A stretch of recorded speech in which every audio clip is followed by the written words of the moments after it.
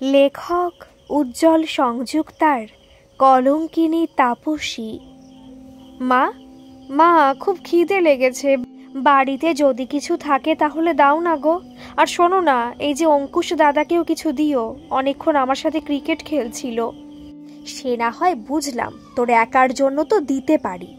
কথা বলতে বলতে তাপসী ভেতরের ঘর থেকে বেরিয়ে আসতেই নজরে পড়ে ছেলের সাথে অঙ্কুশ নামের পরিণত মানুষটির দিকে। তখনই বলা কথাগুলো গলার ভেতরে বন্ধ হয়ে যায় মুহূর্তের জন্য। ঠিক তখনই তাপসীর ছেলে বলে ওঠে, দাও না গো। তোমার হেসেলে কিছু নেই এটা ভাবতেই পারি না।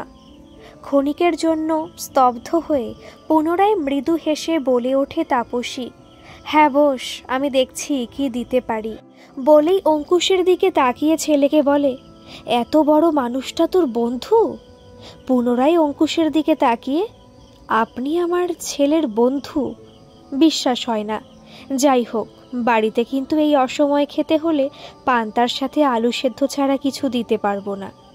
অঙ্কুশের চোখে চোখ রেখে প্রশ্নবাচক তির্যক চাহনিতে তাকিয়ে থাকে। তাপসীর তীক্ষ্ণ নজরের সামনে পড়ে খানিকটা অপ্রস্তুত হলেও আমতা আমতা করে বলে ওঠে, আসলে আমি আসতে চাইনি, বিভু জোর করাতে না এসে পারলাম না। তবে আমারও আপত্তি নেই পান্তা ভাতে। কথাটা বলেই আর চোখে তাপসীর দিকে এক নজরে দেখেই নজর নিচে নামিয়ে তক্তপোষের এক কোণে জড়সড় হয়ে বসে। হেসেলে গিয়ে দুটো এনামেলের বাটিতে খানিকটা করে পান্তা ভাত সাথে একটা করে আলু সেদ্ধ নিয়ে বসার ঘরে ঢুকতে ঢুকতে বলে, এই বিভু, আসন পেতে বসে পড়, সাথে লবণ লঙ্কাও নিস। বসার ঘরে এসে দেখে দুজনে তাল পাতার চাটাই পেতে বসে গেছে।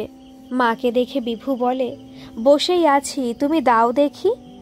তক্তপোষের এক কোণে বসে দুজনের খাওয়া দেখে মনে মনে হেসে ওঠে তাপসী। খুব খিদে পেয়েছে তাদের খাওয়া দেখে, বুঝতে অসুবিধা হয় না তার। একবার ভাবে তার ছেলে মোটে 12 বছরের, তার সাথে এই অঙ্কুশ বড়ই বেমানান। বয়সের তুলনায় তার থেকে দুগুণেরও বেশি তো হবেই।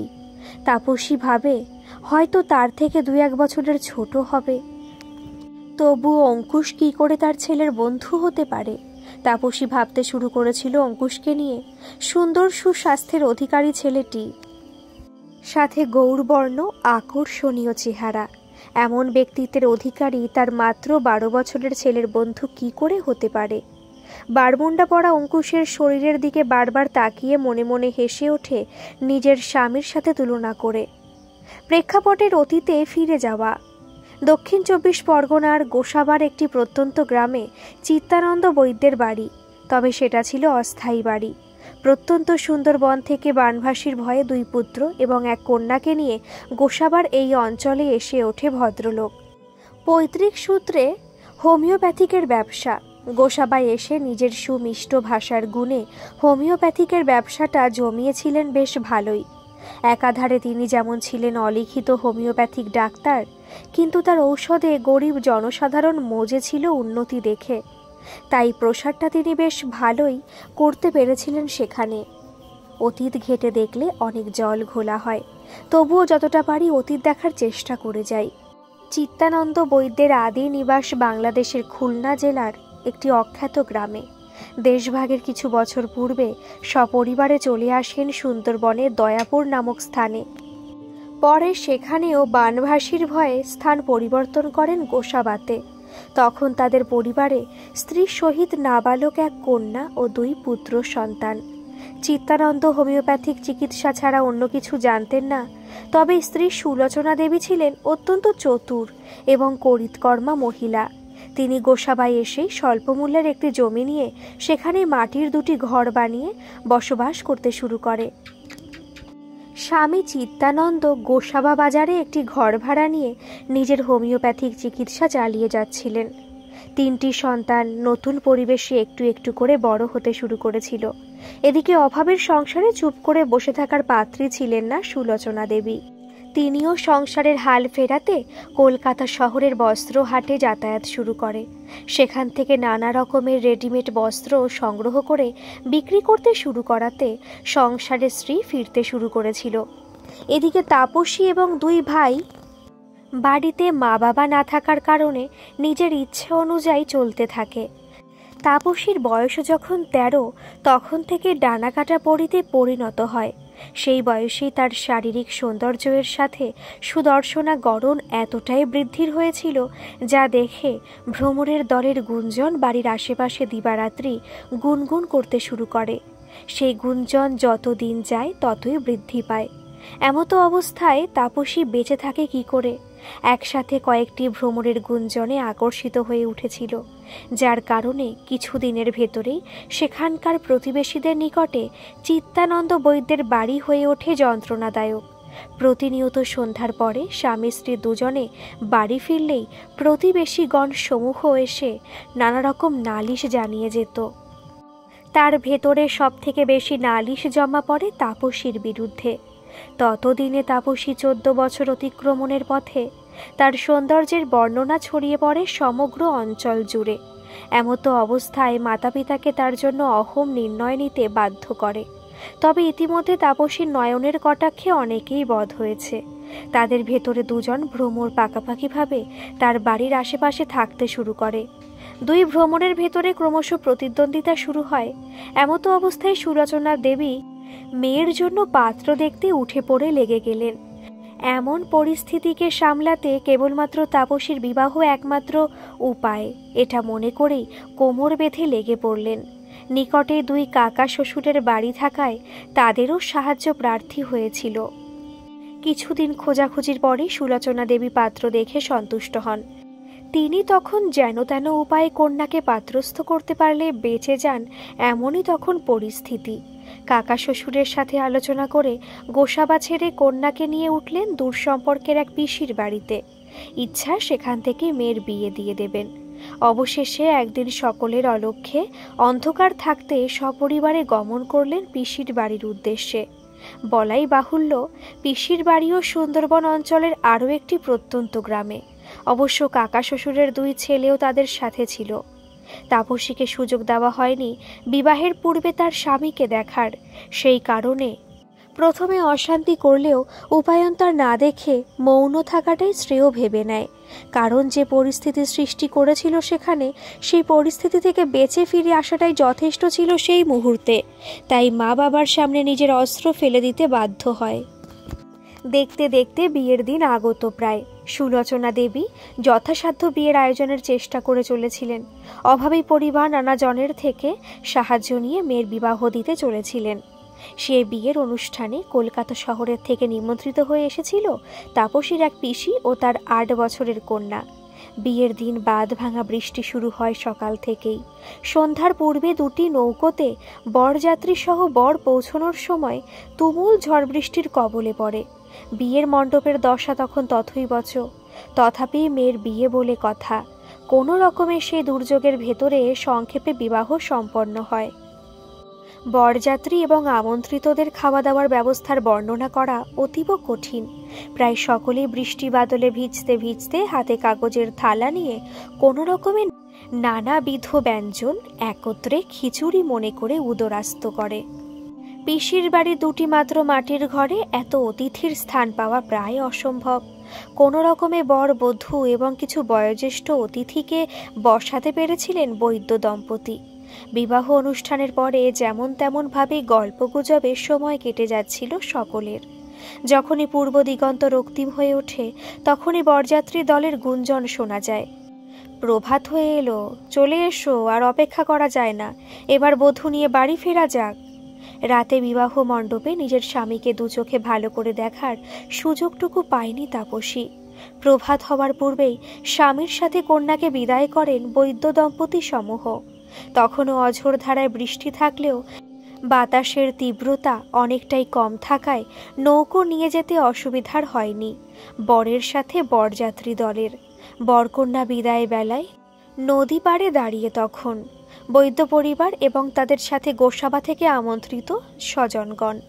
ঠিক 2 দিন পরে বৌভাতের অনুষ্ঠানে আমন্ত্রণ রক্ষা করতে পিসির বাড়ি থেকে একটি নৌকা নিয়ে জনাদশে কন্যাপক্ষ রওনা দেন। সেখানে পৌঁছতেই তাপসীর কলকাতার পিসি আতঙ্কিত হয়ে বৌদিকে শুধায়, কি গো, তোমরা কি পাত্রের বাড়িঘর দেখে বিয়ে দিয়েছো? আমার তো মনে হয় তোমরা হাত পা বেঁধে মেয়েটাকে গাঙের জলে ভাসিয়ে দিয়েছো। সুলোচনা দেবী ননদকে বৃথা শান্ত করতে গিয়ে বলেন, ঠাকুরঝি, এই মুহূর্তে কিছু বলো না গো, তোমার পায়ে পড়ি, যা হয়েছে ভালোই হয়েছে। একদিক দিয়ে জামাই পরিশ্রমী এবং সৎ, ভবিষ্যতে ঘরবাড়ি করে নিতে পারবে, এই আশাতে বুক বেঁধে মেয়েকে গৃহস্থী করেছি। কলকাতার ননদ খুব প্রকাশ করে বলেই দিলেন, আমাকে একবার জানাতে পারতে, তোমার ঠাকুর জামাইয়ের চেনা জানার পরিধি অনেকটাই লম্বা, তাই এত সুন্দরী মেয়ের পছন্দ মতো একটি পাত্র খুঁজতে সময় লাগতো না। তাছাড়া তোমাদের জামাইকে দেখে তো মনে হচ্ছে আমাদের মেয়ের দ্বিগুণ বয়স। বৌদি, কত বয়স তোমার জামাইয়ের? তাছাড়া এমন মানুষটার চেহারাটা দেখে মেয়েকে তার হাতে তুলে দিতে পারলে তোমরা? তোমার রুচি কেমন বৌদি? তোমার জামাইকে দেখে যে কেউ আতঙ্কিত হয়ে উঠবে। দেখো মাথার চুল কেমন উস্কো খুস্কো, তার উপরে এত বড় মোটা গোপ দাড়ি, আমার তো দেখেই অসহ্য লাগছে। সুলোচনা দেবী ননদের কানে কানে বলেন, ছেলেদের বয়স দেখতে নেই, তাছাড়া এই লম্বা চুল দাড়িতে তুমি ভয় পাচ্ছ? ছেলেদের বয়স দেখতে নেই, রূপেরও প্রয়োজন পড়ে না, খালি অর্থ রোজগার করতে পারলেই যথেষ্ট। সেটা কি এই বয়সে এসে তুমি জানতে পারোনি? ততোধিক ক্ষোভ প্রকাশ করে বলে, বাহ বাহ বৌদি, তোমাকে বোঝানো আমার দ্বারা সম্ভব নয়। তোমার নিজের পেটের মেয়েকে তুমি হাত পা বেঁধে জলে ফেলে দাও কি বাঘে খেতে দাও, আমরা কে বলার? কলকাতার পিসি তাপসীর কাছে যেতেই পিসিকে জড়িয়ে ধরে হাউমাউ করে কেঁদে কেঁদে বলতে শুরু করে, পিসি গো, মা আমাকে কোথায় দিয়েছে দেখো, এর থেকে বাঘে কুমিরের মুখে ফেললে আমি বেঁচে যেতাম। পিসি গো, জামাইকে দেখেছো? দেখতে পুরো সুন্দর বনের জলদস্যুর মতো। এই দুটি বেড়ার বাড়ি, তাও আবার গাঙের ধারে। কাল রাতে নৌকো এসে এই বেড়ার বাড়ির সামনে লেগেছিল, ওখান থেকে আমাকে ওরা তুলে এনেছিল অনেকটা রাস্তা কাদা বলে। ওদের দেখে আতঙ্কে মনে মনে কেঁদে উঠেছি। এক হাঁটু কাদা পেরিয়ে উপরে উঠেছিল সকলে। আজ জল নেমে গেছে অনেকটাই, তাই এখানে বসে থাকতে পারছি এখন। কন্যাপক্ষের জন্য যথাসাধ্য খাবারের আয়োজন করেছিল তাপসীর শ্বশুর বাড়ি। ঘণ্টাখানেক থেকেই নদীপথে ফিরে এসেছিল বাপের বাড়ির কুটুমরা সকলে। বৌভাতের অনুষ্ঠানে থেকে ফিরেছিল তাপসীর বাপের বাড়ির আত্মীয় স্বজন, কিন্তু কলকাতার ননদ কথা শোনাতে ছাড়েনি। দাদা বৌদিকে অনর্গল অকথ্য ভাষায় দুষে গেছিল। ঠিক পরের দিন প্রভাতেই তিনি মেয়েকে নিয়ে ফিরে যান একরাশ অভিমান মনের মধ্যে নিয়ে। তাপসীর কাছে মেনে নেওয়া ছাড়া উপায় ছিল না। দুটো বেড়ার বাড়িতে, একটিতে তারা স্বামী স্ত্রী, অন্যটিতে এক দেওর এবং শাশুড়ির অবস্থান। সেদিন বাপের বাড়ি সকলে যাওয়ার পরে ফুলশয্যার জন্য তৈরি করা হয়েছিল।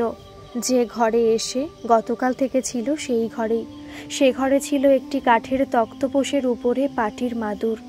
কেউ কয়েকটা রজনীগন্ধা ফুলের পাখুড়ি সে বিছানায় বিছিয়ে দিয়েছিল। এটাই ছিল তাপসীর জীবনের বহু কাঙ্ক্ষিত ফুলশয্যার রাত। অবশ্য সেদিন ঝড় জল না থাকায় আশেপাশেটা শুকনোই ছিল। চিন্ময় সর্দার তাপসীর স্বামী বৌভাতের দিন মানুষটাকে পুরোপুরি সামনে দেখতে পেয়ে শিউরে উঠেছিল তাপসী। তখনই ভয় পেয়ে গেছিল। রাতে যখন প্রবল নেশাতে তাপসীর সামনে এসে বসে, তখনই নাকের শাড়ির আঁচল দিতে বাধ্য হয়। চিন্ময় কাছে এসে তাপসীর মুখটা দুহাতে তুলে ধরে নেশা জড়িত কণ্ঠে বলে ওঠে, অতি সুন্দর তুই, এমন বউ পাবো বলে ভাবতেই পারিনি। তোর সাথে আমার জমবে বেশ ভালো। এরপরে আর অপেক্ষা করার প্রয়োজন বোধ করেনি তাপসীর স্বামী। কয়েকটি মুহূর্তের ভেতরে অন্ধকার বেড়ার বাড়িতে কেবল গুঞ্জি উঠেছিল বেদনাদায়ক চিৎকার। বেশ খানিক্ষণ পরে মেদিনী শান্ত হলেও নাবালিকা বধূর যন্ত্রণাদায়ক ফুপিয়ে ফুপিয়ে কান্নার আওয়াজ পাশের ঘরে শুয়ে শুনতে পায় শাশুড়ির সাথে দেওর। তারাও সে রাতে ঘুমাতে পারেনি পাশের ঘরের চিৎকারে। সব কিছু বুঝলেও পাশে এসে কেউ দাঁড়াতে পারেনি। একবার দেওর মাকে বলে, মা, এ যে অতিরিক্ত হয়ে যাচ্ছে। ততক্ষণে মা ছেলেকে চুপ করিয়ে দেয়। নতুন বর বউয়ের প্রথম রাতে এমনটাই হয়ে থাকে। কালকের পরে সব কিছু ঠিক হয়ে যাবে, তুই ঘুমা দেখি। অনেক রাতে পাশবিক নির্যাতনের পরে মুক্তি পেয়েছিল নাবালিকা বধূ। নিজের শরীরের সংবেদনশীল অঙ্গর ব্যথাতে সারাটা রাত ছটফট করতে করতে পাশে শুয়ে থাকা স্বামী নামক জলদস্যুর দিকে তাকিয়ে কেবল ভেবে গেছিল, এর নামে বিবাহ।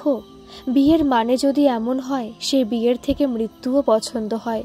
নিজের তলপেটের নিচে হাত দিয়ে বুঝতে পারে অনর্গল বয়ে যায় রক্তের ধারা। সারাটা রাত অত্যাধিক ভয়ে শরীরের যন্ত্রণাগুলো চেপে রেখে বিছানার একপাশে কাঠপুতুলের মতো স্ট্যাচুতে পরিণত হয়। প্রভাত হবার আগে শাশুড়ি মায়ের আওয়াজে কোনো রকমে দৌড় খুলে দাঁড়াতেই ইশারায় শাশুড়ি মা বলে, এদিকে আয়, পাশের গাঙে চল, ওখানে গিয়ে গা ধুয়ে নিবি। চান করে নিলে রাতের ব্যথা বেদনার অনুভব কমে যাবে। তাছাড়া এমনটাই হয়েই থাকে, এই নিয়ে দুশ্চিন্তা করিস না। আমার বেলাতেও এর থেকে বেশি হয়েছিল, 4 দিন হাঁটতে পারিনি। তখন আমি মোটে 11 বছরের, সবেমাত্র মাসিক ধর্ম শুরুই। প্রবৃত্তি হয়নি বাকিটা শোনার। শাশুড়ির সাথে গাঙে যাওয়ার আগে সাথে নিয়ে আসা সাবুন, তেল ও বোরোলিনটাও সাথে নিয়ে যায়। 2 দিন বিছানা থেকে নামতেই পারেনি তাপসী। তার জন্য শাশুড়ি থেকে অকথ্য ভাষায় কথা শুনতে হয়েছে। তবে তাপসীর যন্ত্রণা দেখে স্বামী বিকালে বাড়ি ফিরলে গ্রামের হোমিওপ্যাথিক ডাক্তারের কাছে নিয়ে গিয়ে ওষুধ নিয়ে আসে। রাতে নিজের পাশবিক নির্যাতনের ঘটনায় স্ত্রীর কাছে ক্ষমা চেয়ে নেয়। যতই হোক, নিজের স্ত্রীর সাথে এমন ব্যবহারের জন্য কিছুটা হলেও নরম হতে বাধ্য হয়। চিন্ময় প্রতিদিন সকালে বেরিয়ে যেত কাজের জন্য। তার কাজই ছিল মাছ ধরা, অবসর সময় মাটি কাটা, পুকুর কাটা, খাল বিলের মাটি কাটার কাজে ভালোই রোজগার ছিল তার। কিন্তু সেই অক্লান্ত পরিশ্রমে রোজগার ধরে রাখতে পারত না। সামান্য কিছুটা বাড়ির জন্য রেখে বাকিটা বন্ধুদের সাথে নেশা ভাঙ করে খরচ করাই ছিল এতদিনের স্বভাব। তাপসী তার স্বামীর ব্যবহারগুলো মেনে নিতে শিখেছিল বাধ্য হয়ে। এছাড়া তার কাছে অন্য উপায় ছিল না। কিছুদিন পরেই যখন কিছুটা স্বাভাবিক হয়েছিল দুজনের সম্পর্ক, তখনই বুঝতে পারে তার স্বামী যত পরিশ্রম করে রোজগার করে তার বেশিরভাগটাই উড়িয়ে দেয়। ধীরে ধীরে সেই রোজগারের উপরে রাশ টানতে শুরু করে সে। স্বামীকে বোঝাতে চেষ্টা করে, দেখো, আমাদের এই তো ভিটে বাড়ি বলতে এটাই, এটাকে কিছুটা হলেও বসবাসের উপযোগী করতে পারলে সকলে ভালো থাকতে পারি। চিন্ময় মজে ছিল তার সুন্দরী স্ত্রীর উপরে। আসলে নিজের বুদ্ধি বলে তার ঘটে কিছুই ছিল না, তাই তাপসীর কথা তার কাছে সঠিক লাগে। তাপসীর চেষ্টাতে প্রতিদিন রোজগারের বেশিরভাগ অর্থই স্ত্রীর হাতে তুলে দেওয়া শুরু করে। ঠিক তখনই একদিন তাপসী একান্তে স্বামীর সান্নিধ্যে এসে বলে, তুমি বন্ধুদের সাথে নেশা করো, কিন্তু তোমার বন্ধুরা কতটা খরচ করে নেশার জন্য? চিন্ময় বলে ওঠে, সব থেকে বেশি আমার টাকাতে সবাই নেশা করে। ওরা দেয়, তবে না দেওয়ার মতো। তাপসীর শিক্ষা যথেষ্ট না থাকলেও বুদ্ধি ছিল প্রখর, তাই স্বামীর গলা জড়িয়ে ধরে আদরের সাথে বলে, কাল থেকে তুমি বাড়িতে নেশা করবে, আমি তোমাকে সাজিয়ে দেব। আমাকে আদর করতে করতে নেশাতে তুমি বেশি স্বাচ্ছন্দ্য অনুভব করবে। তখনই চিন্ময় রাগত স্বরে বলে ওঠে, তার মানে তুমি আমার বন্ধুদের থেকে আলাদা করতে চাইছো আমাকে? তাপসী নিজেকে যথেষ্ট সংযত করে বলে, বন্ধুদের থেকে আলাদা করতে চাইছি না। বন্ধুদের সাথে তুমি যেমন ছিলে তেমনি থেকো, নেশাও করতে পারো। কেননা তুমি নেশা না করে থাকতে পারবে না, তবে সপ্তাহে একদিন বন্ধুদের সঙ্গে থেকো। বাকি দিনগুলো আমার সাথে থেকে যদি তোমার ভালো না লাগে, তখন তুমি যেটা নির্ণয় নিতে চাও নিতে পারো। একটু চেষ্টা করলেই নিজেই বুঝতে পারবে তোমার রোজগারের টাকায় বন্ধুরা ফুর্তি করছে। তাদের রোজগার কিন্তু তার পরিবারের সদস্যদের জন্য রেখে দেয়। ধীরে ধীরে স্বামীকে বোঝাতে চেষ্টা চালিয়ে গেছিল সম্পূর্ণ ধৈর্য সহকারে। আর তাতেই চিন্ময়ের ধীরে ধীরে পরিবর্তন হতে শুরু করে। তাপসীর প্রেম ভালোবাসায় বন্ধুদের সাথে সময় কাটানো, রোজগারের অর্থ ব্যয় করাতে লাগাম ধরতে শুরু করে। তাপসী প্রখর বুদ্ধিমতী মেয়ে। মাস 2 ভেতরেই স্বামীকে প্রস্তাব দেয়, তোমার দেওয়া টাকার অনেকটাই আমার কাছে জমা হয়ে আছে। সেই টাকাতে প্রথমে এই বেড়ার বাড়ির একটা ঘর ইট বালি সিমেন্ট দিয়ে তৈরি করা শুরু করতে পারি। তবে বাড়ির সকলেই সেই কাজে হাত লাগাবো, কেবল একজন রাজমিস্ত্রির প্রয়োজন। তুমি তোমার কাজ যেমন করে যাচ্ছ সেরকম করে যাও। মা এবং ভাইয়ের সাথে আমিও বাড়ি তৈরির কাজ করব। এদিকে চিন্ময়ের পরিবর্তন যেমন করছিল তাপসী, ঠিক তখনই অন্তঃসত্ত্বা হয়ে পড়ে। বাড়ি তৈরির কাজও শুরু হয়ে গেছিল। তার সাথে তাপসীর শরীর ভারী হয়ে উঠছিল দিন দিন। 6 মাসের ভেতরে 2টি ঘর পাকাপাকিভাবে তৈরি হয়ে যায়। তারপরে বাড়ির জন্য আসবাবপত্র আসতে শুরু করে। এখানেই জিত ছিল তাপসীর। চিন্ময়ের মতন ছেলেকে বাগে আনতে যা কিছু করার করে গিয়ে অবশেষে তাপসীর জিত হয়েছিল। মাত্র 16 বয়স পূর্ণ হওয়ার আগেই একটি কন্যা সন্তানের জন্ম দেয়। বিয়ের পরে বাপের বাড়ির সাথে সম্পর্ক রাখতে চায়নি তাপসী, কিন্তু কন্যা ভূমিষ্ঠ হবার পরেই মা থাকতে না পেরে দৌড়ে আসে, সাথে বাবাও। প্রথমটা মা বাবাকে দেখে অভিমানে মুখ ফিরিয়ে নিলেও পরে মায়ের চোখে চোখ রেখে বলে, তোমরা ভেবেছিলে আমি মরে যাব তাই না? তাই এমন জায়গাতে বিয়ে দিয়ে আপদ বিদায় করেছিলে? মা, আমি কি এমন ভুল করেছিলাম যে তার জন্য তেপান্তরে পাঠিয়ে দিয়েছিলে? সুলোচনা দেবী অত্যন্ত মর্মাহত হয়ে বলেন, তুই বুঝবি না কেন সেদিন এমন পদক্ষেপ নিতে হয়েছিল। সেদিন এমন পদক্ষেপ না নিলে তোকে আমরা খুঁজে পেতাম না পরের দিন। সে কথা তুইও জানিস, আমরাও জানি। আজ তোর নিজের মেয়ে হয়েছে, তো বড় হোক, তখন তুই বুঝবি আমাদের যন্ত্রণাগুলো। থাক থাক, বেশি কিছু বলতে যেও না। যে কয়দিন আছো নাতনিকে দেখে তার যত্ন করে ফিরে যাও। আমার সংসার আমি ঠিক গুছিয়ে নিয়েছি, আগেও পারবো। পরের দিন বাবা ফিরে গেলেও মা কিছুদিন থেকে গেছিল সদ্য প্রসবের পরে মেয়ের কাছে।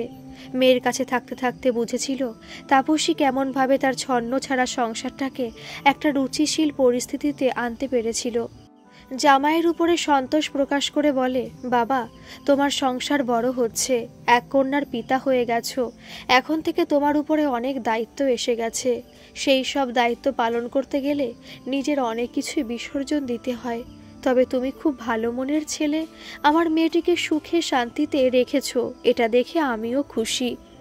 মেয়ে হওয়ার পরে চিন্ময়ের আমূল পরিবর্তন হয়েছিল। মেয়ের নাম রাখা হয় জয়া। মায়ের মতোই সুন্দরী হয়ে পৃথিবীতে এসেছিল জয়া। কিছুদিনের মধ্যে চিন্ময়ের চোখে মণি হয়ে দাঁড়িয়েছিল। ইদানিং বন্ধুদের সাথে আড্ডার থেকে মেয়ে বউয়ের সাথে বাকি সময়টা ব্যতীত করে সন্তুষ্ট ছিল। চিন্ময়কে মন থেকে কোনোদিনও ভালোবাসতে পারেনি তাপসী, কেবলমাত্র তার দ্বিগুণ বয়সের স্বামীকে মেনে নেওয়া ছাড়া। বাধ্য হয়ে মানিয়ে নিতে হয়েছিল তাকে। কিন্তু বুদ্ধিমতী তাপসী বাড়ির সম্পূর্ণ হাল ধরেছিল নিজের হাতে, আর তাতেই কয়েক বছরের ভেতরে অনেক উন্নতি যেমন হয়েছিল, তেমনি আরেকটি পুত্র সন্তানও এসেছিল সংসারে। চিন্ময়দের অনেক জমি জায়গা ছিল আশেপাশে, সেগুলোকে রক্ষণাবেক্ষণের অভাবে যত্রতত্র জলাজঙ্গলে পরিণত হয়েছিল। কাঁচা বাঁশের বাড়িটাকে পাকা বাড়িতে পরিণত করেছিল যেমন, তেমনি করেছিল আধুনিক টয়লেট। বিয়ের পরে পরে বাইরে টয়লেট করতে যেতে হতো। তাপসীর কাছে এটাই ছিল সবথেকে মারাত্মক অসুবিধা। দুটি ব্যানার ঘরে জায়গায় এখন 4টি পাকা ঘরের সাথে বিশাল বাগান এবং বড়সড় একটি উঠোন। বাড়ির পেছন দিকের জলা জায়গা প্রায় বিঘাখানেক ছিল।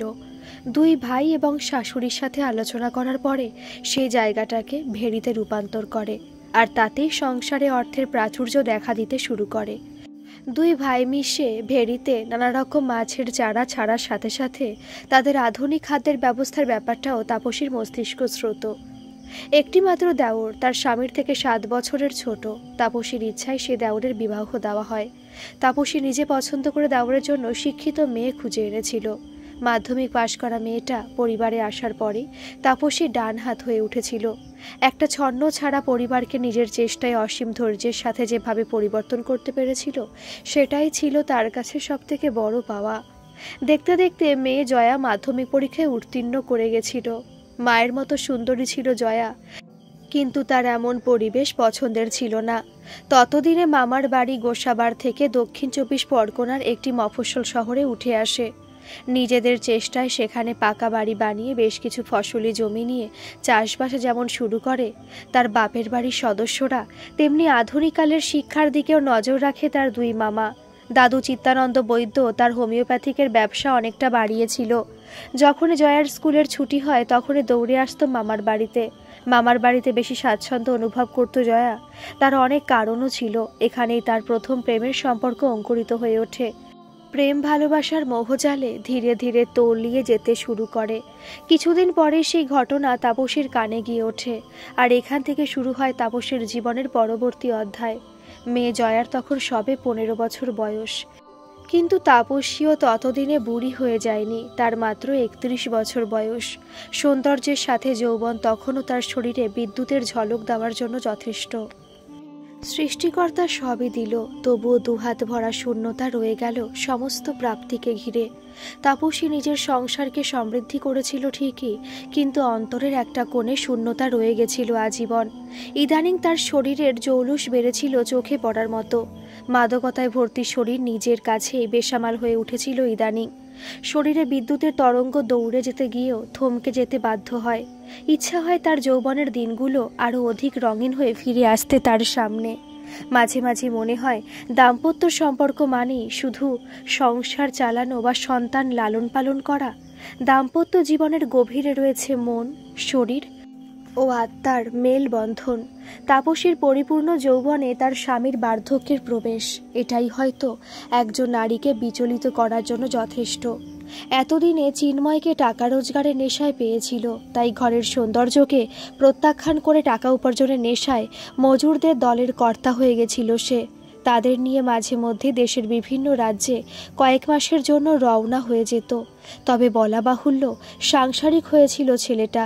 3-4 মাস পরে যখন বাড়ি ফিরে আসতো, তখন তার কাছে থাকতো পর্যাপ্ত পরিমাণে অর্থ। সেই অর্থ তুলে দিত স্ত্রীর হাতে। তাপসীয় বাড়িঘর ভেড়ি জমিতে লাগিয়ে সেই অর্থ দ্বিগুণ করার জন্য যথেষ্ট চেষ্টা করে গেছিল। তথাপি তার মনের কোনো এক কোণে ভালোবাসার অতৃপ্ত বাসনাগুলোর হাতছানি এড়িয়ে যেতে পারত না। সৃষ্টিকর্তা তাকে সবই দিল, তবুও দুহাত ভরা শূন্যতা রয়ে গেছিল সমস্ত প্রাপ্তিকে ঘিরে। স্বামী বৃদ্ধ হচ্ছিল। আগের মতো শারীরিক মিলনের ইচ্ছা থেকে অনেকটাই দূরে সরে যেতে গিয়ে পুনরায় বন্ধুদের সাথে আড্ডার আসর বসাতে শুরু করেছিল। তবে সেখানে মাদক নেশার সাথে তাসের নেশাতেই মজেছিল। যৌবনে উচ্ছ্বলিত বয়ঃসন্ধির প্রাক্কালে তাপসীর তখন বাঁধভাঙা যৌবন। সেদিকে লক্ষ্য দেওয়ার ইচ্ছাটাই মরে গেছিল বাড়ির কর্তার। জয়া সবে মাধ্যমিকের গণ্ডি পার করেছিল। ততদিনে সেও মায়ের মতো আকর্ষণীয় হয়ে উঠেছিল। একমাত্র ছেলে বিভুর পড়াশোনা থেকে খেলাতেই বেশি উৎসাহ ছিল। স্কুলে পড়াশোনা করতে যেত ঠিকই, কিন্তু সারাটা দিন তাকে পাওয়া যেত খেলার মাঠে। মাধ্যমিকের পরে বেশ কিছুদিন জয়া মামার বাড়িতে থাকার সময় প্রেমের পৃথিবীতে পা রেখেছিল। তাই বাবার কাছে আবদার ছিল, আগের পড়াশোনা মামার বাড়ি থেকেই করব। বাবার প্রিয় কন্যা সন্তান বলে কথা, কেমন করে বারণ করতে পারে। প্রথমে বোঝানোর চেষ্টা করেছিল, এখানে থাকলেই ভালো হতো না? কাছাকাছি তো ভালো ভালো স্কুল আছে। তাছাড়া তোকে সব সময় নজরের সামনে পেতাম। মা বাবার ছায়া যেমন ছিল তোর উপরে, তাছাড়া ভাইটাও একা হয়ে যেত না। সকলের সব বোঝানোতেও রাজি হয়নি জয়া। তার উপরে আশকারা পেয়েছিল দিদুনের। সুলোচনা দেবী নাতনিকে যতটা ভালোবাসতেন, তার থেকে বেশি তাকে দিয়েছিলেন স্বাধীনতা। অতিরিক্ত স্বাধীনতা এমন বয়সে এলে যা হয় সেটাই হয়েছিল। মামাদেরও ভাগ্নে ছিল প্রাণ। তারা দুজনে কাজকর্মের জন্য প্রতিদিন সকালেই নিকটবর্তী শহর কলকাতাতে পৌঁছে যেত রোজগারের জন্য। ফিরত সেই রাত করে। দিদুনও সকলে রান্না শেষ করে নিজের ব্যবসায় বেরিয়ে যেত সকাল সকাল। আর দাদু চিত্তানন্দ সেই ভোরে চা বিস্কুট মুখে দিয়ে নিজের হোমিওপ্যাথিক ডিসপেন্সারিতে পৌঁছে যেত। স্ত্রী দুপুরের খাবার সেখানে দিয়ে নিজের ব্যবসায় চলে যেত। সারাদিন বাড়িতে একা থেকে যেত জয়া। ইচ্ছা হলে স্কুলে যাওয়া আসা করত, না হলে প্রেমিকের সাথে নিরিবিলিতে মামার বাড়িতে। এমনভাবে চলছিল চিন্ময় সর্দারের পরিবার। চিন্ময় সারা বছরে 3 মাস বাড়িতে থাকত। বাকি সময়টা বিভিন্ন রাজ্যে মজুরের দল নিয়ে পৌঁছে যেত রোজগারের জন্য। সেবার বাড়িতেই ছিল চিন্ময়। সন্ধ্যায় বন্ধুদের সাথে তাসের আড্ডায় জমিয়ে বসেছিল বাজারের একটি ক্লাব ঘরে। কয়েকদিনের জন্য জয়াও বাড়িতে এসেছিল। হঠাৎ তাসের আড্ডায় এক বন্ধু এসে সকলের সামনে চিন্ময়কে বলে, চিনুদা, তোর মেয়েকে দেখলাম একটা ছোকরার সাথে বাজারের শেষের ইটভাটার পেছনে। দুজন ঘুটঘুটে অন্ধকারের ভেতর দাঁড়িয়ে দাঁড়িয়ে। চিন্ময়ের কথাটা কানে পৌঁছাতেই অসম্ভব রাগে উত্তেজিত হয়ে বলে ওঠে, চল তো দেখি কতটা সাহস। ততক্ষণে তাসের আড্ডা দলবল সমূহকে সাথে নিয়ে পৌঁছে যায় উক্ত স্থানে। হাতে নাতে ধরা পড়ে মেয়ে বাবার কাছে। দুজনকে বের করে বাজারের মাঝখানে এসে প্রবল রাগে উত্তেজিত হয়ে বলে ওঠে, আমি তোকে এই মুহূর্তে ত্যায্য করছি। দূর হয়ে যা আমার বাড়ি, আমার সংসার আর এই এরিয়া থেকে। আজ থেকে মনে করব আমার মেয়ে মৃত। কথাটা শেষ করে বাজারের মদের দোকান থেকে 1 বোতল মদ নিয়ে বিনা জলেই পুরো বোতলটা শেষ করে মুহূর্তের ভেতরে।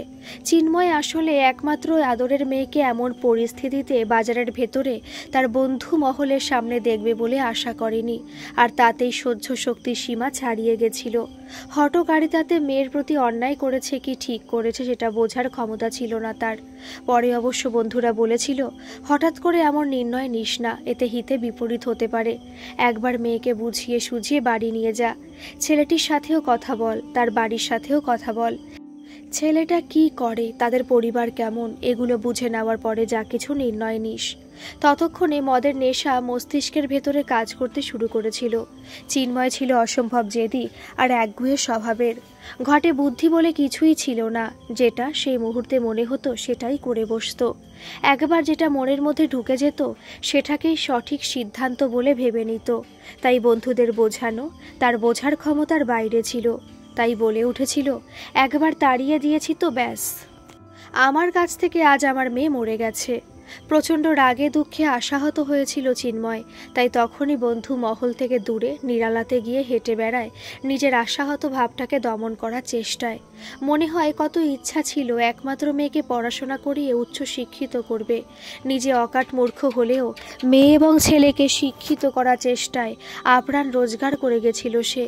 মেয়ের উচ্চশিক্ষার পরে একটি ভালো ছেলে দেখে ধুমধাম করে বিয়ে দেবে। সেই অনুষ্ঠানে সমস্ত আত্মীয় স্বজনকে আমন্ত্রিত করবে।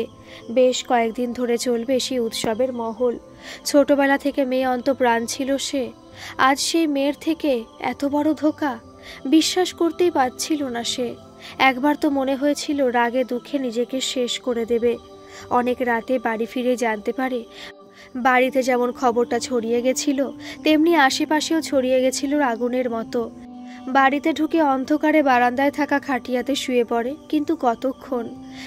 স্বামী বাড়িতে আসার আহট পেয়েছিল তাপসী। তার মনেও ভূমিকম্পের অনুভূতি জেগে উঠেছিল যখনই খবরটা শুনেছিল। তারপর থেকে পাথরে পরিণত হয়।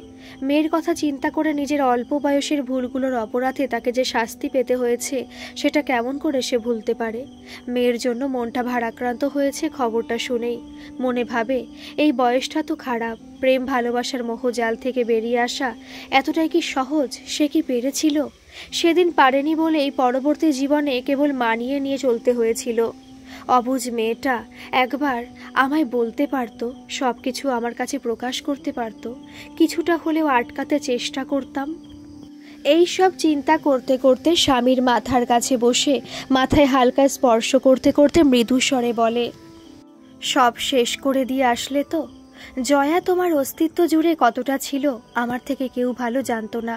খুব দুঃখ পেয়েছো বুঝতে পারছি, কিন্তু একবার ভেবে দেখো এই রাতে মেয়েটার সাথে যদি আপত্তিজনক কিছু কাণ্ড ঘটে যায়, নিজেকে সামলাতে পারবে তো?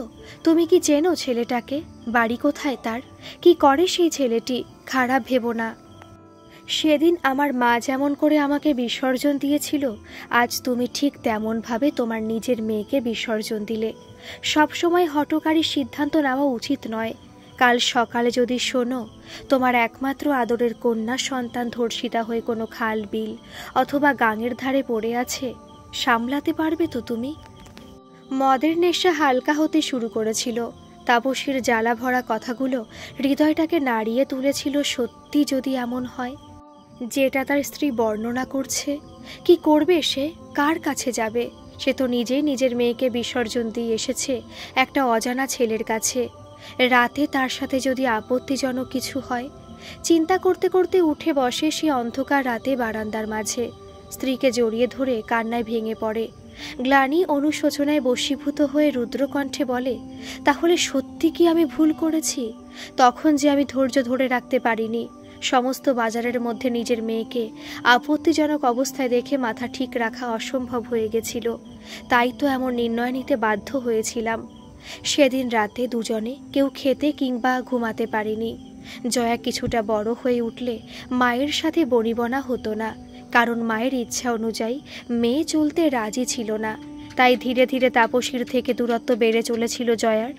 কিন্তু মা তো, সে কেমন করে সম্পূর্ণ মুখ ফিরিয়ে নিতে পারত?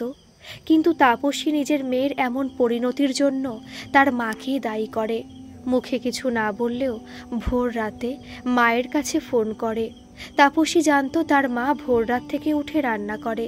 ফোন ধরতেই মেয়ের কণ্ঠস্বর ভেসে আসে, মা, তুমি যে রান্না করছো সেটা বুঝতে পারছি, তাই এই সময় ফোন করলাম। মা সুলোচনা দেবী খানিকটা আশ্চর্য হয়েছিলেন হঠাৎ এত ভোরে মেয়ের ফোন পেয়ে। তাই আশঙ্কাজনিত কণ্ঠে বলেন, কি হয়েছে তোদের, এত ভোরে ফোন? ততক্ষণে তাপসী অত্যন্ত ক্ষোভের সাথে বলে ওঠে, মা, 15 বছর আগের ঘটনার আবার পুনরাবৃত্তি হয়েছে। আর এর জন্য দায়ী কেবলমাত্র তুমি। এত ভোরে কি উল্টোপাল্টা বকতে শুরু করেছিস তুই? পরিষ্কার করে বল কি হয়েছে। উৎকণ্ঠিত হয়ে সুলোচনা দেবী বলে, গতকাল রাতের সমস্ত ঘটনা রুদ্ধশ্বাসে বলে যায় তাপসী। সমস্ত ঘটনা জানানোর পরে বলে, তোমার কাছে মেয়েকে ছেড়েছিলাম একটা নিশ্চিন্ত আশ্রয় দেবে এই ভেবে, কিন্তু তোমার কাছে গিয়েই আমার মেয়ের পরিণতি এমন হয়েছে। তোমার আশকারা, তোমার স্বাধীনতা তাকে বিপথগামী করে তুলেছে। তুমি না মানলেও এটাই সত্যি। কথাটা শেষ করে ফোন কেটে দেয় তাপসী। ততক্ষণে স্তম্ভিত হয়ে গিয়েছিলেন সুলোচনা দেবী। দাঁড়িয়ে দাঁড়িয়ে মাথা ঘোরাতে শুরু করেছিল বৃদ্ধের। এই যে তার নিজের রক্ত তাকে দোষী সাব্যস্ত করছে, তাহলে কি তিনি ভুল ছিলেন? নানা রকম প্রশ্ন মাথার ভেতরে ঘুরতে থাকে তার। রান্না করা ছেড়ে দিয়ে বাইরে এসে মাথায় হাত দিয়ে চিন্তাগ্রস্ত হয়ে বসে পড়েন। ভোর রাতে মেয়ের বাড়ি চরম দুর্ঘটনা শুনে থাকতে পারেনি সুলোচনা দেবী। ভোর রাতে স্বামীকে নিয়ে রওনা দিলেন মেয়ের বাড়ির উদ্দেশ্যে। তারা যখন মেয়ের বাড়িতে এসে উপস্থিত হলেন, তখনও বাড়ির পরিবেশটা সম্পূর্ণ থমথমে। মাকে দেখেই ক্ষুব্ধ স্বরে মেয়ে বলে ওঠে, কাল রাত থেকে কোনো খবর পাওয়া যায়নি জয়ার। তুমি ছেলেটাকে চেনো নিশ্চয়ই, খবর নিয়ে দেখো এখনো বেঁচে আছে কিনা। ছেলেটির সমস্ত বর্ণনা শুনে বুঝতে পারেন সুলোচনা দেবী ছেলেটিকে। কিছুদিন আগে জয়া মামার বাড়িতে থাকার সময় একদিন ছেলেটির সাথে পরিচয় করিয়ে দিয়েছিল। তাই কাল বিলম্ব না করে নিজের ছোট ছেলেকে ফোন করে, বাবা, জয়া তোর বন্ধুর সাথে কাল রাতের থেকে আছে, একটু খবর নিয়ে জানা অতি শীঘ্র। সুলোচনা দেবীর ছোট ছেলে সুব্রত কিছুক্ষণ পরে ফোন করেছিল, মা, আমি নিজে এসেছি ওদের বাড়িতে, ভালো আছে জয়া। কাল রাতে ওর বাবা বাজারের সকলের সামনে অপমান করে দাঁড়িয়ে দেয়। তারপরেও দীর্ঘক্ষণ ওখানে তারা দাঁড়িয়েছিল, অপেক্ষা করছিল বাবা যদি শান্ত হয়ে মেনে নেয়। তারপরে বিবেকের সাথে জয়া তাদের বাড়ি চলে যায়। ওদের বাড়িতে সমস্ত ঘটনা জানায়। তখন ওর বাবা আর মা সিদ্ধান্ত নেয় রাতে ওর মায়ের সাথে জয়া শোবে, পরের দিন মানে আজকে। নিকটবর্তী কালী মন্দির নিয়ে গিয়ে ওদের দুজনের মালা বদল করিয়ে বিয়ে দেবে। আমি এখানেই আছি, জয়ার সাথে কথা বলেছি, খুব দুঃখ করে কান্নাকাটি করছিল। বারবার বলছিল আমি কি এমন অন্যায় করেছি, একটা সুন্দর মনের ছেলেকে ভালোবেসেছি। ভালোবাসা যদি পৃথিবীতে ভুল হয়ে থাকে, তাহলে আমি সেই ভুল হাজারবার করতে রাজি আছি, কিন্তু আমার বাবা সেটা বোঝেনি। এটাই সব থেকে বড় দুঃখের। আমি বাড়িতে থাকার সময় বিবেক আমার সাথে কথা বলার জন্য অস্থির হয়ে উঠেছিল, তাই বাড়ির কাছে বাজারে আসতে বলেছিলাম। নিজের বাইক নিয়ে এসে আমরা দাঁড়িয়ে কথা বলছিলাম, আর এটাই হয়ে গেছিল আমাদের মস্ত বড় ভুল। মেয়ের খবর পেয়ে কিছুটা হলেও শান্ত হয় তাপসী, কিন্তু চিন্ময় সম্পূর্ণ গম্ভীরভাবে ভেড়ির কাছে জলের দিকে তাকিয়ে বসেছিল সেই ভোর রাত থেকে। কিছুটা বেলা হতেই তাপসীর মোবাইল ফোনে একটি ফোন আসে অজানা নম্বর থেকে। ফোনটা ধরতেই একজন বয়স্ক ব্যক্তির কণ্ঠস্বর ভেসে আসে, হ্যালো, কে বলছেন? উত্তর আসে সেই বয়স্ক ব্যক্তির, আমি বিবেকের বাবা বলছি, আপনি কি জয়ার মা? হ্যাঁ, আমি জয়ার মা বলছি। পুনরায় সেই ব্যক্তির কণ্ঠস্বর, কাল রাত্রে জয়ার বাবা ঠিক করেনি, অত্যন্ত ঘৃণতম ব্যবহার করেছে নিজের কন্যার সাথে। এমন ঘটনা ঘটে যাওয়ার পরে আমাদের কাছে অন্তত খবরটুকু দিতে পারত। যাই হোক, আপনাদের মেয়ে সুরক্ষিত আছে। আমরা ঠিক করেছি আজকে বেলা 12টার পরে কালী মন্দিরে নিয়ে গিয়ে দুজনের বিবাহ দিয়ে দেব। আপনারা যদি সহমত থাকেন ওই কালী মন্দিরে আসতে পারেন, বলেই ফোন কেটে যায়। জয়ার বিয়েতে তাপসী যেতে পারেনি। স্বামীর মুখের অবস্থা দেখে তাপসী মনে মনে ভেবেছিল যতক্ষণে না মেয়ের বাবা স্বাভাবিক হচ্ছে তার যাওয়া উচিত নয়, কিন্তু থেমে থাকেনি দিদুন। ছোট ছেলেকে নিয়ে সঠিক সময় পৌঁছে গেছিল নির্দিষ্ট স্থানে। সেই অল্প সময়ের মধ্যে যথাসাধ্য কিছু সংগ্রহ করে পৌঁছে গেছিল অনুষ্ঠানের পূর্বেই। ছোট ছেলে পবিত্রর কাছে জানতে পারে বিবেকের সম্বন্ধে। ছেলেটি বিয়ে পাশ করে চাকরির আশায় হন্যে হয়ে ঘুরে বেরিয়েছে অনেক দিন। বর্তমানে নিজের একটি গ্যারেজ আছে দক্ষিণ কলকাতার শহরতলিতে। মোটামুটি ভালোই রোজগার করে। তাছাড়া বাবার পৈতৃক বাড়ি, ছোট পরিবার তাদের। জয়ার সাথে অনেক দিনের পরিচয়। দুজনেরই ইচ্ছা ছিল জয়া আরও কিছুটা পড়াশোনা করার পরে পবিত্র তার বাবা মাকে পাঠাবে জয়ার বাড়িতে, কিন্তু তার আগে অনর্থ হয়ে যায়। তাদের সমস্ত পরিকল্পনা হঠাৎ করে পথ বদল করতে বাধ্য হয়। পবিত্রর বাবা মা রাজি ছিল জয়াকে একমাত্র ছেলের বউ করে বাড়িতে আনতে। এত কিছু শোনার পরে সুলোচনা দেবী খানিকটা শান্ত হয়। নিজে দাঁড়িয়ে থেকে নাতনির বিবাহ সম্পন্ন করার পরে তার শ্বশুর বাড়িতে গিয়ে ছেড়ে আসেন এবং ছেলের সাথে সবকিছু দেখে শুনে তারপরেই বাড়ি ফেরেন। রাতে একান্তে মেয়েকে ফোন করে সব কিছু জানিয়ে বলেন, তোর ভাই আর আমি ছিলাম সারাদিন সেখানে। মধ্যবিত্ত পরিবার, তবে এইটুকু বুঝেছি আমাদের মেয়ে সুখে শান্তিতে থাকবে। তবে জয়ার বাবার মতি কতদিন এমন থাকে সেটাই দেখার। বাপের মতো মেয়েও জেদি ছিল। জয়া একবারের জন্য বাড়িতে ফোন করেনি। বাবার রাগের কাছে মেয়েও কিছুতেই ঝুঁকতে রাজি নয়।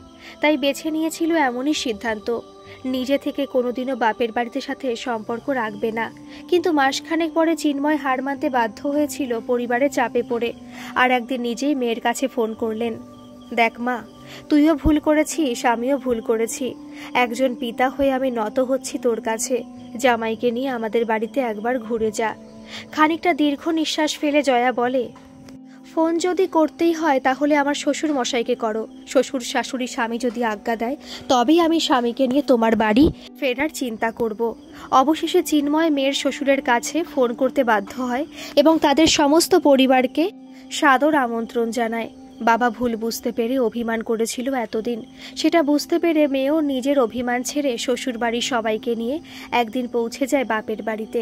তাপসী এবং চিন্ময় ছোটোখাটো একটা অনুষ্ঠানের তৈরি করে রেখেছিল। মা বাবা দুই ভাইকেও আমন্ত্রণ করেছিল তাপসী। সম্পর্কটাকে জোড়া লাগানোর আপ্রাণ চেষ্টা করে গিয়েছিল সে। এতদিন শুধুই চিন্ময়কে নানা রকমভাবে বুঝিয়ে গেছিল, তারপরই এমন সুখের দিন দেখতে পায়। আসলে সম্পর্কে একবার চিড় ধরলে তাকে স্বাভাবিক করা অতটা সহজ কাজ নয়। জয়া আগের মতো সহজ হতে পারেনি। একটা রাত থেকেছিল বাপের বাড়িতে। বাবা মা অনেক বুঝিয়েছিলেন, চুপ করে কেবল শুনে গেছিল মেয়ে। পরের দিন শ্বশুর বাড়ি ফেরার সময় কোনো উন্মাদনা প্রকাশ করেনি। স্বাভাবিক ছন্দে স্বামীর হাত ধরে বাপের বাড়ি ছেড়েছিল জয়া। তার কয়েক মাস পরেই পবিত্র চাকরি পেয়ে যায় সাউথের একটি গাড়ি তৈরির কোম্পানিতে এবং স্বামীর সাথে জয়া সেখানে থাকতে শুরু করে। বাবা মা খোঁজ খবর নিলে তবেই ফোন রিসিভ করত। নিজের ইচ্ছাতে কোনোদিনও বাবা মায়ের খোঁজ নেওয়ার চেষ্টা করেনি জয়া। অভিমান তাকে কুড়ে কুড়ে খেয়েছিল। যদি সে ভুল করেছিল তাহলে তাকে শুধরানোর রাস্তায় নিয়ে আসার কাজটা তার বাপের বাড়িরই ছিল। এমনভাবে বাজারের সকলের সামনে অপমান করে রাতেই তাড়িয়ে দেওয়াটা এত সহজে হজম করতে পারেনি 16 বছরের মেয়েটি। তাই বাপের বাড়ি থেকে অনেকটাই দূরত্ব বজায় রেখেছিল পরবর্তীকালে। তাপসীর সংসারের চাপ কমে গেছিল। স্বামী অন্য রাজ্যে কাজের জন্য চলে গেছিল। ছেলেকে নিয়ে থাকতে থাকতে অনেক কিছুই চিন্তা করত একান্তে বসে। ছেলের পড়াশোনাতে মন নেই, কিন্তু তাকে রাস্তায় নিয়ে আসার কোনো উৎসাহ দেখানোর প্রয়োজন বোধ করেনি মা। ততদিনে ছোট দেওর তার স্ত্রী এবং শাশুড়িকে নিয়ে আলাদা সংসার বসিয়েছে। এ বাড়িতে থেকে গেছে তাপসী এবং তার ছেলে। তখন থেকেই মনের ভেতর নানা রকম হলচাল শুরু হয়েছিল তাপসীর। মাঝে মধ্যে সময় পেলে নিজেকে সাজিয়ে তোলার চেষ্টা করত। ঘন্টার পর ঘন্টা আয়নার সামনে বসে নিজের শরীরটাকে দেখে মনে মনে কি ভাবত সেই জানে। ঠিক এমন সময় তার পৃথিবীর মোড় ঘুরে যায় অন্যদিকে। গল্পের প্রেক্ষাপটের প্রথম পর্বে ফিরে আসা। তক্তপোষের ওপর বসে ছেলের সাথে অঙ্কুশের খাওয়া দেখতে দেখতে মুচকি মুচকি হাসতে শুরু করেছিল তাপসী। তাকে হাসতে দেখে অঙ্কুশ লজ্জিত হয়ে বলে, আমাদের খাওয়া দেখে আপনি হাসছেন? হেসে মুখে কাপড় দিয়ে তির্যক চাহনিতে তাকিয়ে বলে, বাহ, হাসবো না? এই অবেলায় কেবল আলু সেদ্ধ আর পান্তা ভাত দিয়ে যেভাবে তোমরা দুজনে খাচ্ছ, হাসি পাওয়ারই কথা। ততক্ষণে তাদের খাওয়া শেষ হয়ে গেছিল। ছেলের সাথে অঙ্কুশকে বসতে বলে এঁঠো বাসনগুলো রান্নাঘরে রেখে ওদের পাশে বসতে বসতে বলে, তোমার নাম তো জানলাম অঙ্কুশ, কোথায় থাকো তুমি, কি করো? আর আমার 12-13 বছরের ছেলের সাথে তুমি সারাদিন খেলো, এটা আমি দূর থেকে দেখেছি। তোমার কি কোনো কাজকর্ম নেই? অঙ্কুশ খানিকটা লজ্জিত হয়ে মাথা নিচু করে বলে, পাশের গ্রামেই বাড়ি আমাদের। হ্যাঁ, এটা ঠিক, বিভুর সাথে খেলা করতে ভালো লাগে, বিশেষ করে ক্রিকেট। আমার পড়াশোনা শেষ হয়ে গেছে বেশ কয়েক বছর আগে। বাংলা নিয়ে বিএ পরীক্ষা দিয়েছিলাম। তারপরে কিছুদিন সোনার কাজ শিখেছিলাম। আসলে আমাদের পারিবারিক কাজই হলো সোনার কারিগরি করা। বেশ কিছুদিন বাড়িতেই আছি এখন, তাই সময় পেলে চলে আসি গাঙের পাশের বড় মাঠে। মুচকি হেসে তাপসী বলে, ভালোই করো, কাজ নেই তো, খেলাধুলা করলেও শরীরটা ভালো থাকবে। বাড়িতে কে কে আছে তোমার? অঙ্কুশ তেমনি লজ্জিতভাবে বলে, এক মা, বাবা, দাদা, বৌদি, বড় এক দিদির বিয়ে হয়ে গেছে অনেকদিন হলো। দাদার একটি ছোট্ট মেয়ে আছে। আমি বাড়ির সবার থেকে ছোট, তাই আমার উপরে চাপটা কম অনেকটাই। এবার তুমি বিয়েটা করে নিতে পারো। বলেই মুচকি হেসে বলে তাপসী। ততক্ষণে ছেলে বিভু বেরিয়ে গেছে সেখান থেকে। এতক্ষণ এক জায়গায় বসে থাকার ছেলে সে নয়। তাপসীর কটাক্ষ বুঝতে পেরে অঙ্কুশ মুখ নিচু করে বলে, ধ্যাত, আমার কথা এখনো কেউ চিন্তাই করে না। অঙ্কুশের কথাটাকে লুফিয়ে নিয়ে তাপসী বলে ওঠে, কেন গো, কোনো সুন্দরী মেয়ে পাওনি প্রেম করার জন্য? এতক্ষণে অনেকটাই লজ্জা কাটিয়ে উঠেছে অঙ্কুশ, তাই উত্তরে বলে, কই, তেমন মেয়ে পাই কোথায় যার সাথে প্রেম ভালোবাসা করব? ও, তার মানে এতদিনেও মনে কাউকে ধরেনি? তাছাড়া তোমার এত সুন্দর শরীর স্বাস্থ্য, তার উপরে যৌবন টকবক করছে, এই বয়সে প্রেম করার উপযুক্ত সময় তো। অঙ্কুশ অনেকটাই লজ্জা কাটিয়ে উঠেছিল এতক্ষণে। মনে মনে ভাবে, সামান্য পরিচয়, এমন ধরনের প্রশ্ন যখন করছে নিশ্চয়ই কিছু ভেবেই করছে। তাই বলে ওঠে, এখন বিয়ে করার জন্য আমি নিজেও তৈরি নই, বাড়ি থেকেও দেবে না। তাপসী হেসে বলে, চেষ্টা করলেই পেয়ে যাবে। আচ্ছা, তোমার এখন বয়স কত? বিয়ের বয়স তো হয়ে গেছে দেখেই বুঝতে পারছি। অঙ্কুশ হাসতে হাসতে বলে, এখন মোটে 26 কি 27 বছর। বিয়ের ইচ্ছা থাকলে যে এত সহজে মনের মতো বউ পাওয়া যাবে তার কোনো মানে আছে? কটাক্ষ করে তাপসী বলে ওঠে, তার মানে ইচ্ছা পুরোদমে আছে। আমি অবশ্য তোমার থেকে কিছুটা বয়সে বড়। কথাটা বলে চোখের কোণে একটা তির্যক দৃষ্টির চাহনিতে তাকিয়ে অঙ্কুশের মনের ভেতরে পৌঁছতে চায়। ততক্ষণে অনেকটা জড়তা কাটিয়ে উঠেছিল অঙ্কুশ, তাই সংকোচ কাটিয়ে বলে ওঠে, এই বয়সেও তোমাকে যতটা সুন্দরী লাগে ততটা আজকালকার মেয়েদের ভেতরে পাওয়া যায় না। এতটা স্নিগ্ধ লালিত্য চেহারা, তোমার সম্পূর্ণ চেহারাতে যেমন গ্ল্যামার আছে তেমনটা এখনকার মেয়ের মধ্যে পাই কোথায়? আমার তো মনে হয় তোমাকে এখনই বিয়ের জন্য ঘোষণা করলে ভালো ভালো পাত্রের অভাব হবে না। অঙ্কুশের কথা শুনে মুচকি হেসে তাপসী বলে ওঠে, ও মা, তাই নাকি গো? দেখো, তুমিও আবার আমার প্রেমে পড়লে না তো? কথাটা বলে খিলখিল করে হাসতে হাসতে বুকের উপরে পড়ে থাকা শাড়িটা অযথাই এলোমেলো করে সংযত করে। ততক্ষণে আর চোখে দেখে গেছিল অঙ্কুশ, ফুটন্ত যৌবনের ভারাক্রান্ত শরীরের সংবেদনশীল অঙ্গের কিছুটা ঝলক। শিহরিত হতে হতে থমকে যেতে হয়। সন্ধ্যার আধ অন্ধকারে বেশ ভালোই বুঝতে পেরেছিল সামনে বসে থাকা রহস্যময়ী নারীর আবেদন। আজকের পর্ব এই পর্যন্তই থাক। পরবর্তী পর্ব আজ সন্ধ্যে 7:30টায় আপলোড করব, আর কালকে এর অন্তিম পর্ব আপলোড করে দেব। গল্পটি আপনাদের কেমন লাগছে অবশ্যই কিন্তু কমেন্ট করে জানাবেন, আর ভালো লাগলে একটা সাবস্ক্রাইব করে আমার পাশে থাকবেন। ধন্যবাদ।